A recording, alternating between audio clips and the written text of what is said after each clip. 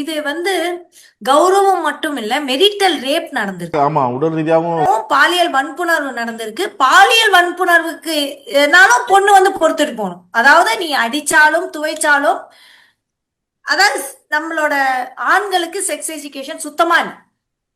எப்படி ஒரு பெண்ணை உடல் ரீதியா நடத்தணுங்கிறது ஒரு துளி கூட இந்த சமூகத்தில் சொல்லி தரவே படவில்லை. அவங்க என்ன பாக்குறாங்க, நம்ம ஆன்லைன்ல என்னென்ன நடக்குது, வீடியோல இருக்கு, இதெல்லாம் ஒரு ஃபேண்டசியான ஒரு உலகத்தை கற்பனை பண்ணி அந்த பொண்ணை படாத பாடுபடுத்திருக்காங்க. எனக்கு உடல்ல இதுக்கு மேல சக்தி இல்லைன்னு சொல்லிட்டு அது இறக்குது. அப்படின்னா மெரிட்டல் ரேப் அப்படிங்கறது சட்டப்படி சரின்னு ஒரு தடவை நம்ம பேசியிருக்கோம் கோர்ட்ல கூட.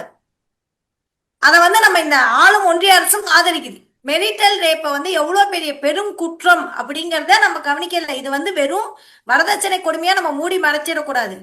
இது திருமணத்துக்கு பிறகான கற்பழிப்பு, பாலியல் வன்புணர்வு. கற்பழிப்புங்கிற வார்த்தை தவிர பாலியல் வன்புணர்வு.